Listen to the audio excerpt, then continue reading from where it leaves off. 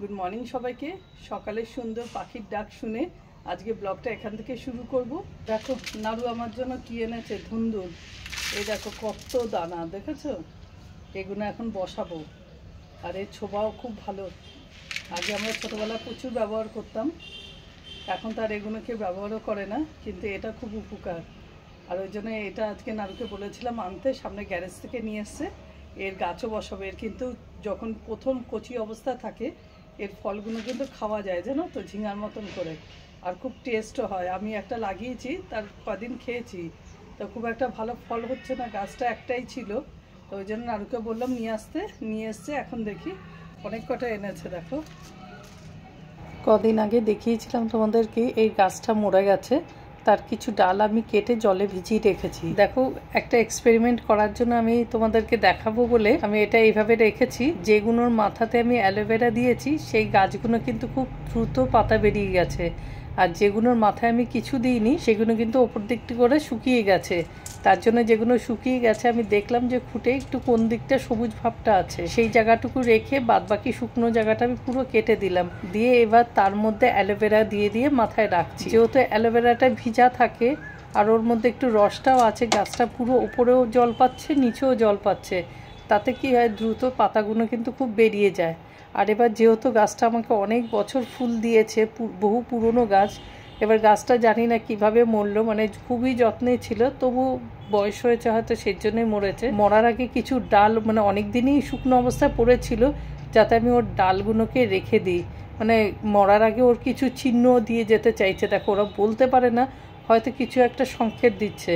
তা কিছু ডাল আমি কেটে যার জন্য জলে ভিজিয়ে রেখেছি। মিষ্টি কুমড়ো গাছটা যেহেতু ওপর দিকে বাইয়ে দিয়েছি, এবার ওখানে তো আমার হাত পৌঁছচ্ছে না, তার জন্য একটা টুল নিয়ে ওপরে ওর মাথাটাকে ভালো করে পেঁচিয়ে দিলাম।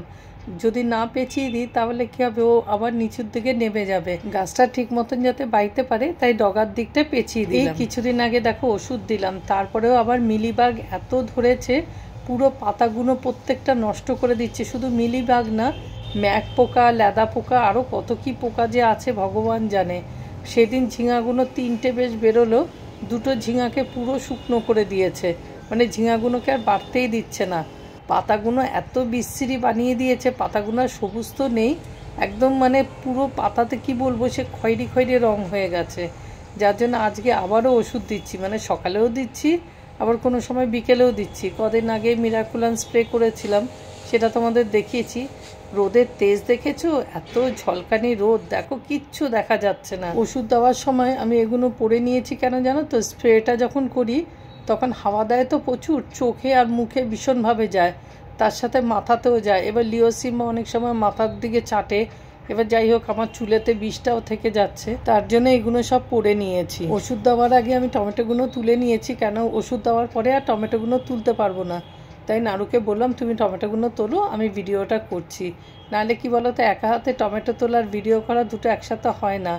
আর নাড়ু আবার ভালো করে ক্যামেরাটা ধরতে পারে না, ওই জন্য আমি ধরি আর নাড়ু কাজগুলো করে।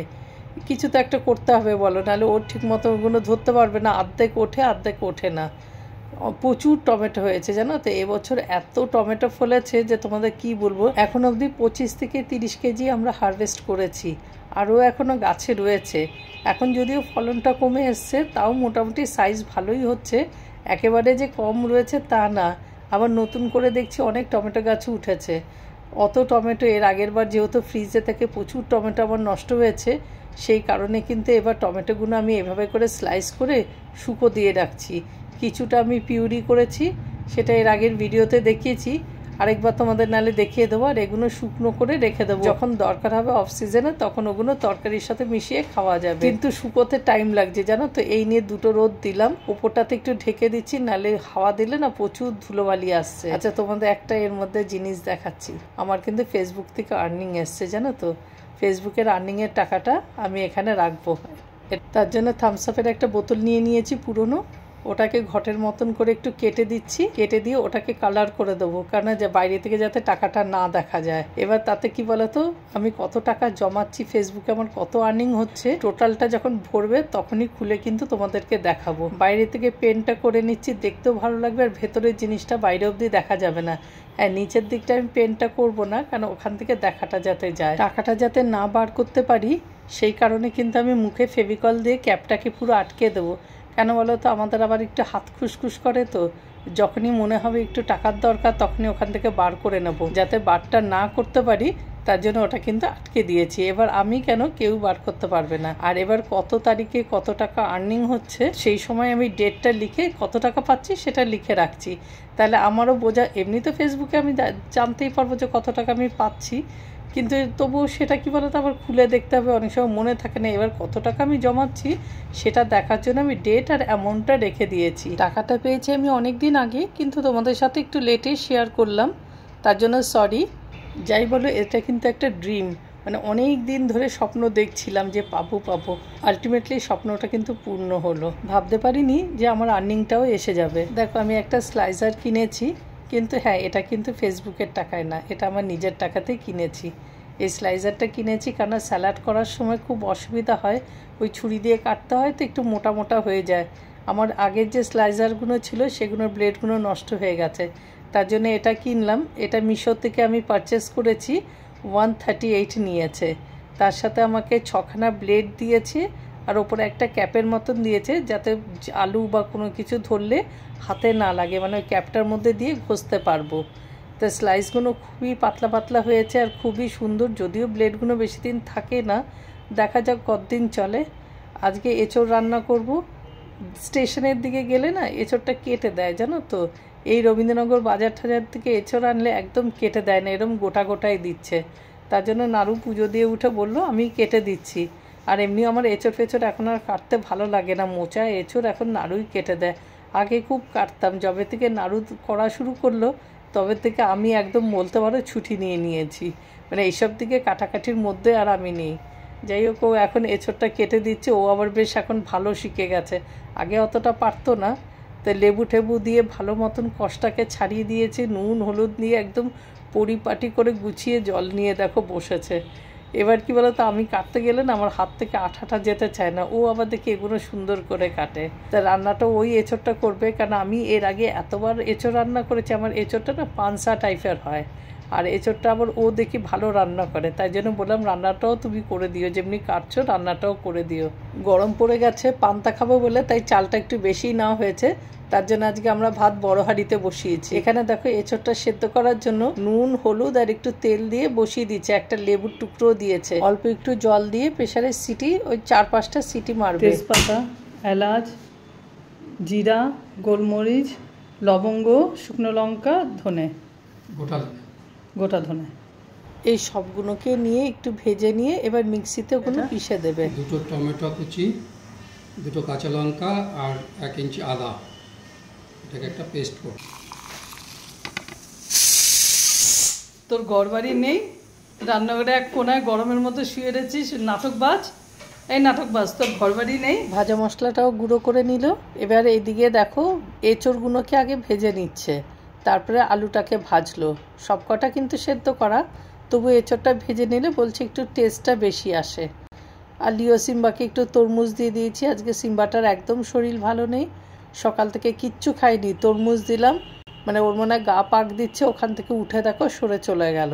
আমাদের জন্য তরমুজ কেটে নিয়েছি, কিন্তু জানো তো গরমের সময় তরমুজটা খাওয়া খুব ভালো, জলের ঘাটতিটা ভীষণভাবে পূর্ণ করে। স্টোর রুমটা শীতের থেকে টার্গেট নিয়েছি পরিষ্কার করব, আজ করি কাল করি, ল্যাদ খেয়ে রয়েছি, এই কুড়েমি করতে করতে ফাইনালি আজকে এসছি পরিষ্কার করতে। আজকে সব যা জিনিসপত্রগুলো আছে সব বস্তা ভরে ভেতরে ঢুকিয়ে রাখবো, এগুলো সব আমার দোকানের মাল। গত বছর থেকে আর এক্সিবিশনে যাচ্ছে না, তার জন্য দেখো সব জিনিস জমে রয়েছে। এত জিনিস কি করব বুঝতে পারছি না, এক্সিবিশনে গেলে আবার সেই অনেকটাই লসের খাতায় রান করছে, তার জন্য আর ইচ্ছেও করছে না এক্সিবিশনে পাঠাতে। কি করব, এত জিনিস আমি বুঝতে পারছি না, প্রচুর মেটেরিয়াল রয়ে গেছে, মানে বিশ্বাস করবে না যে এতগুলো রয়েছে, রাখার জায়গা নেই। লাস্ট টাইম বললাম দেখো ধুলোবালি যতই প্যাকেট করা থাক, তবু একটা ধুলোবালি, মাকড়সার জাল এগুলো তো পড়বে, মাকড়সা তো একটা সামান্য যদি ছিদ্র থাকে সেখান থেকেও বেরিয়ে যাচ্ছে। তার জন্য বললাম বস্তা ভরে রাখো, দেখি যদি খরিদ্দার পাই একবারে বিক্রি করে দেবো, তা নাহলে 2-3টে এক্সিবিশন করে এগুলোকে কাটিয়ে দেবো। এখন অবধি 4খানা বস্তা এরকম হয়েছে। তার সাথে যে এক্সিবিশনে নিয়ে যায় ব্যাগগুলো সেগুলো পুরো ভরে গেছে। প্রচুর জিনিস রয়েছে দেখো, তার মধ্যে আবার দেখছি আরশোলাতেও একটা ঢুকে রয়েছে। স্প্রে ট্রে করে সব বস্তা ভরে ভরে আলমারির ভেতরে রেখে দিচ্ছি। অ্যাটলিস্ট জিনিসগুলো তো ভালো থাকবে, বিক্রি তো করতে হবে বলো, এগুলো তো ঘরে রাখা যাবে না। অত জিনিস কি করব, এত একে তো স্টোর রুম আটকে রয়েছে, তারপর জিনিসও আটকে রয়েছে। আমরা গুছাই ধীরে সুস্থে। ভিডিওটা এখানেই শেষ করছি, দেখাবে আবার নেক্সট ব্লগে। দেখো কাজের ফাঁকে এই মহাশয় চলে এসছে গুদগুদি খেতে। একে আবার পায়ে করে সুড়সুড়ি দিতে হবে, হাতে দিলে হবে না। সবাই ভালো থেকো, সুস্থ থেকো, দেখাবে আবার নেক্সট ব্লগে।